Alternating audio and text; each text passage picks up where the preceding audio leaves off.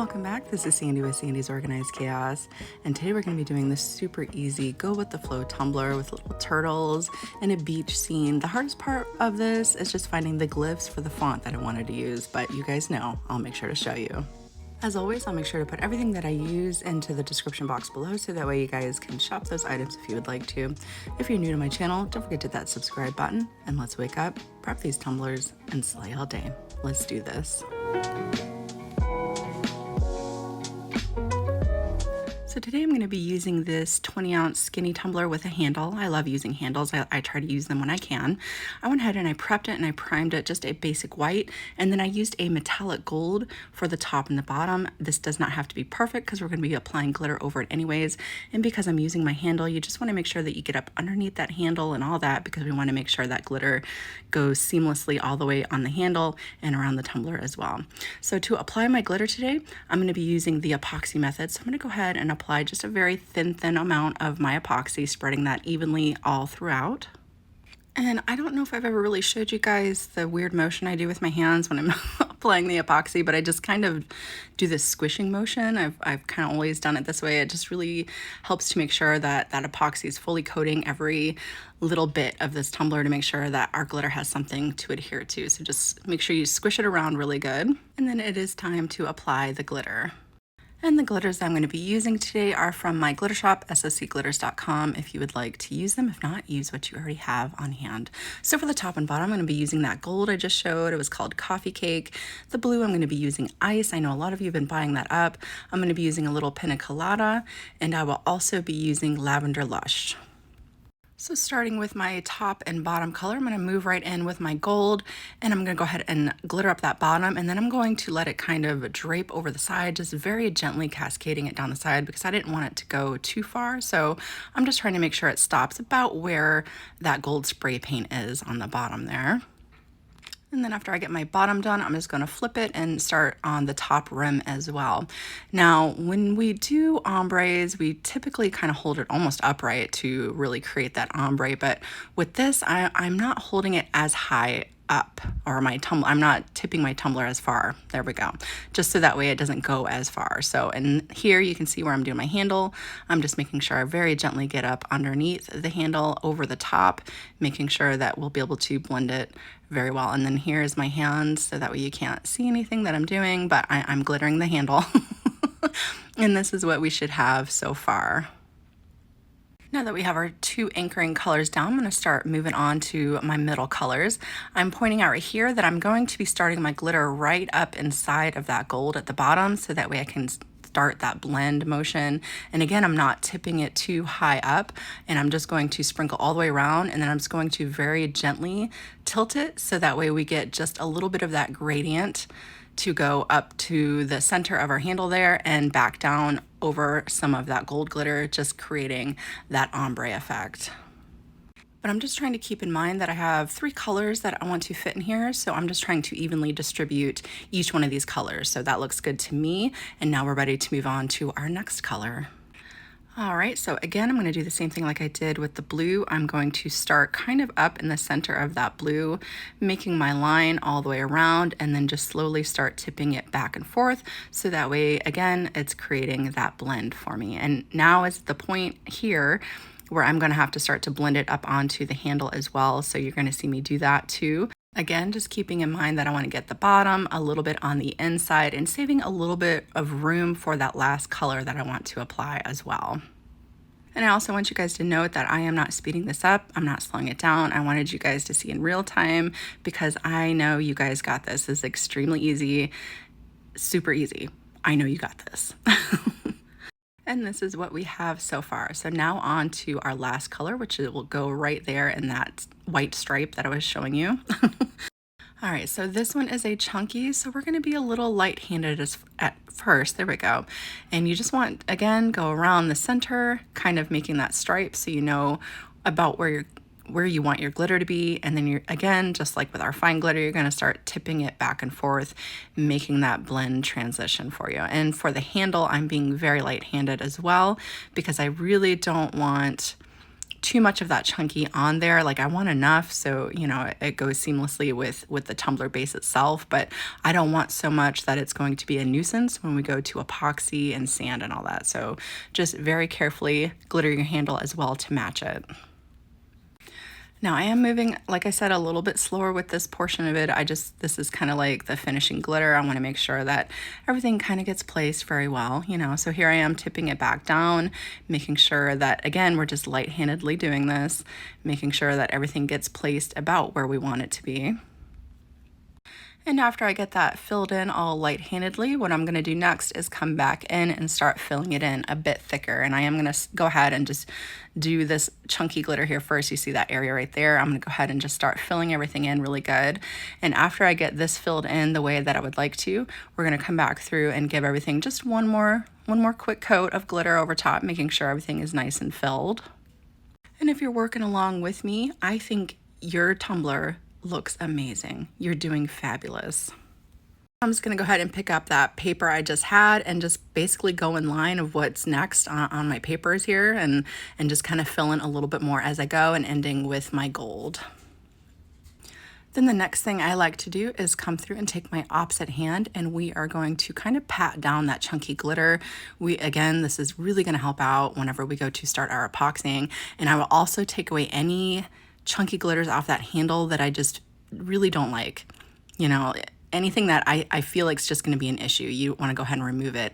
I also like to push the glitter back off the rim. That's very helpful as well in making sure I get up underneath. And like I said, just taking anything off that just doesn't seem like it will be very helpful when we go to epoxy and sand it later on. So now all that's left to do is stick that off to the side and let that cure, and we're ready to move on to the next step.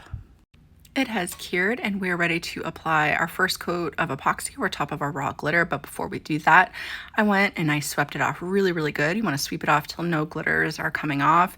Then you're going to take it outside and spray it down really good. I do about 2 coats of this. Sometimes one's good, but especially for something like this, because we have a lot of different kind of glitters going on here.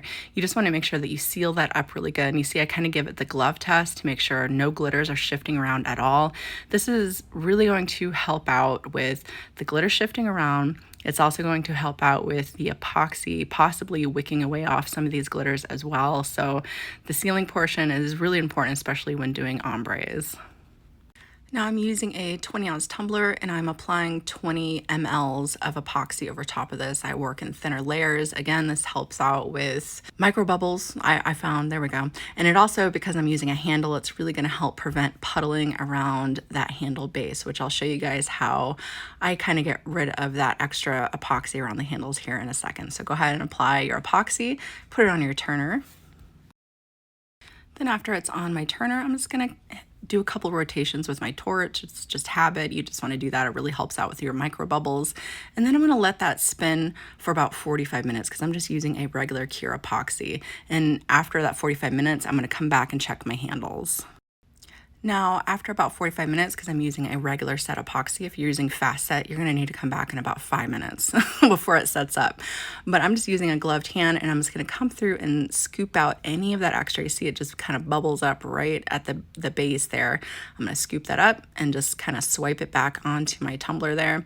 And then all I'm gonna do to make sure that it lays nice and flat for me is just hit it up one more time with my torch to lay everything flat. And then I'm going to continue to let that cure and then be ready to move on to the next step. Now, because I kind of work in smaller layers of epoxy, this did need a second coat. So I'm gonna go ahead and put 20 milliliters of epoxy over top, doing the same thing with my handle like I did the first round. I also did not hit it up at all with a sanding block or anything like that. We'll do that after this portion cures. So I'm gonna go ahead and apply this 20 milliliters, make sure I check on that handle after so long and let that cure, and then we're ready to move on to the next step.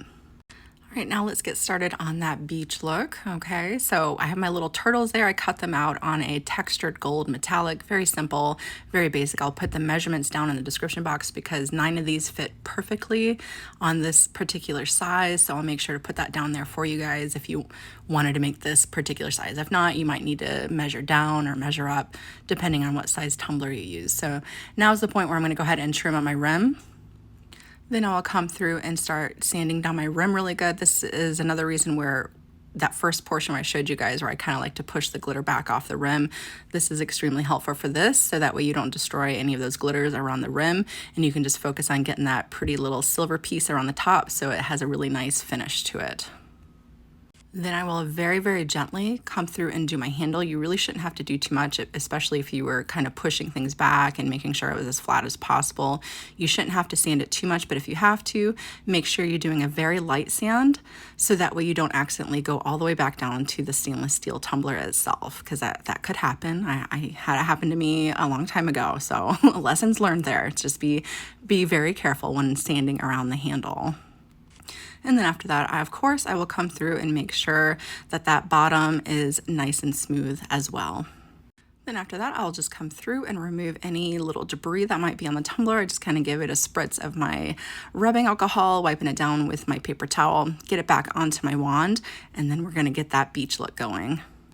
So I want the water to, I want them to look like they're in water, right? So we're gonna lay down our turtles, and then we're gonna apply that really pretty water look over top so it just looks like they're swimming around and going with the flow, So this is completely abstract. Wherever you feel like these guys need to go, you just wanna fill it up as best as you can. Like a 9 fit perfectly for me. You could kind of move them around a little bit if you need to, but just have fun with it. Wherever your imagination takes you with this, let it take you there. You don't have to use sea turtles, obviously. You could use any type of sea life you would like to. I haven't done a sea turtle one in a really long time, so I kind of like the concept of the sea turtle one along with the quote. So again, it's completely up to wherever your imagination takes you. And for my last little turtle here, I'm gonna go ahead and put him on the very bottom of my tumbler. You just wanna make sure you smooth this down really well, because sometimes there's a little dent in the bottom. You just wanna make sure it's nice and flat against your tumbler. Now let's go ahead and move on to epoxying our turtles. Before I get started, of course, I'm going to spray it down with my semi-gloss clear here to make sure that, our epoxy doesn't have an issue over our turtles. All right, I have 20 milliliters of epoxy here. I'm going to go ahead and apply almost all of it, saving just a small amount on the very bottom to make that wave look. All right, it's on our tumbler. We have a little bit of epoxy saved. That was a little bit more than I needed for my waves because we don't need that much. I have some white alcohol ink, and I'm gonna put quite a bit of this white alcohol ink into it because I really wanted it really opaque for me. I wanted it very saturated with that coloring. So I'm gonna go ahead and drop that in there. I'm gonna stir that up really good. And I'm going to be working in sections. I'm just going to be doing straight lines. So each section of glitter that I did, I'm going to place a line of this mixture straight around it. But I really like the way this looks in the end. I feel like it's more uniform, like you had more control over it rather than it just kind of going and doing its own thing. Also right there, I'm making sure that I connect the handle along with whatever I'm doing on the tumbler, as long as it's in line with or in the path of what I'm trying to do. So it doesn't have to be perfect because we are going to be coming through with a heating source, or kind of not a heating source, but you guys will see in a second. So each one of these little glitter portions, each one of them is going to get just a straight line of my white epoxy mixture straight around it. So let's say you only did one solid color in the middle. I would still come through and maybe just put one directly in the middle, one stripe. So one at the top, one at the bottom, and then one around the center. So you have 3, you know what I mean? Or just do 2, I don't know, whatever you want to do. Because there is no right or wrong when it comes to making art. However you feel it should look is exactly how it should look. Again, I'm trying to do this in real time for you guys so you see how easy it is, because I know you got this. So after I get this smeared on, see, it's not perfect. I'm just kind of smearing it, I'm just going to kind of fill in here and there. After I get this kind of smeared on a little bit more, we're going to come through with that heating source I was telling you about. Like I say with everything beach themed that I do, don't fuss with it too much, okay? Let it be and do its own thing. So here's my heating source, my blow dryer, because I don't want heat so much. I want more of the force of the wind blowing out of it. So that's what I'm going to be using for that. I'm going to go ahead and put that on high, and then we're going to start coming through and getting this shifted around. So what I'm going to be doing first is just kind of going line by line until everything starts to shift just a little bit. But I know you guys have heard me say this before. The reason why I like using this is because it's not too much heat. If you use too much heat, then it's going to start to kind of drizzle around the tumbler when we want more of like that blooming ocean look rather than it kind of swirling around the tumbler. You know what I mean? Okay, yes, you know what I mean. So after I get everything kind of shifted is when I'm going to start coming through and kind of doing this up and down motion, just very gently, not fussing with it too much until everything starts to go the way that I would like to without swirling around the tumbler.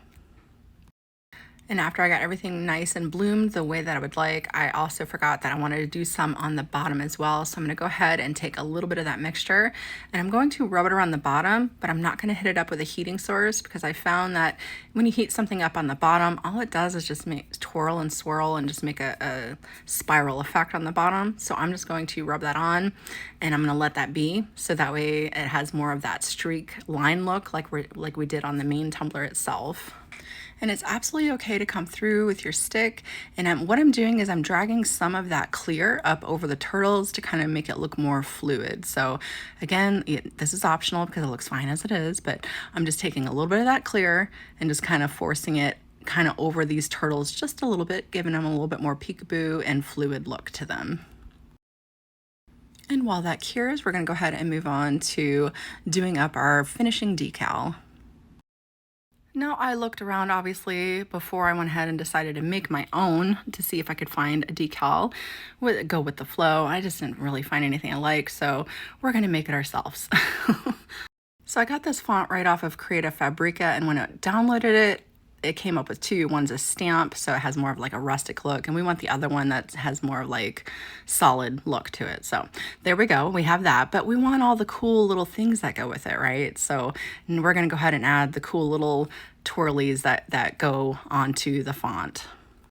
So after you install your font, this is going to pop up and this is called your font book. So every time you download a font, all these little swirlies are going to be in your font book. So you're going to have to search up your font book to find that specific Long Beach with the glyphs that go along with it. So I'm using a Mac and that's pretty much what I have to do. And I think a regular PC, it's the same thing. There's a font book for you guys as well. But you pretty much have to copy and paste those glyphs onto what you're doing. So every time I do this, I have to go back into my font book, find the specific letter I'd like to use, copy it, and paste it directly onto my Cricut design space to get all those cool letters.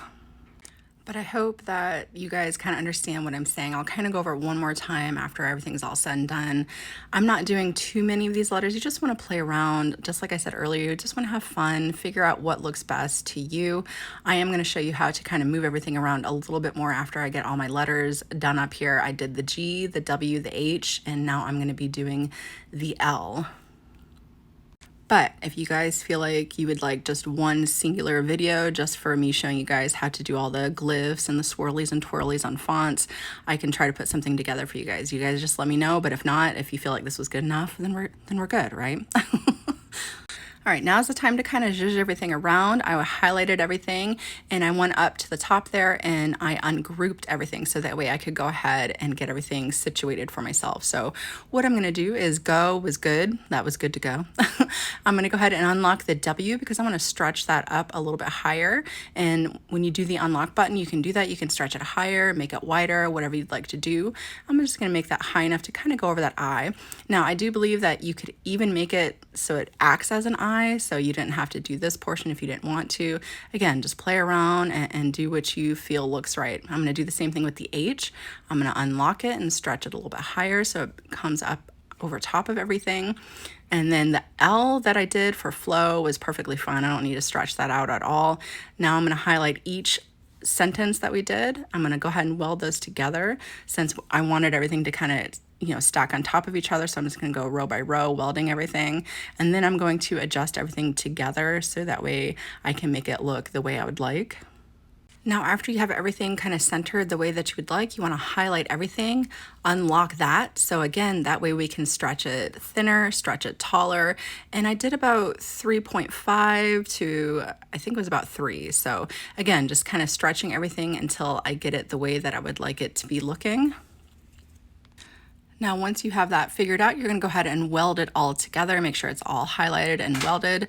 Then you're gonna come through and apply your offset to it if you want to do an offset, but I do plan on doing 2 different colors. So I'm gonna be using a purple, like a darker purple for the bottom, or a blue. I couldn't decide between teal or purple. So either one I think would look nice.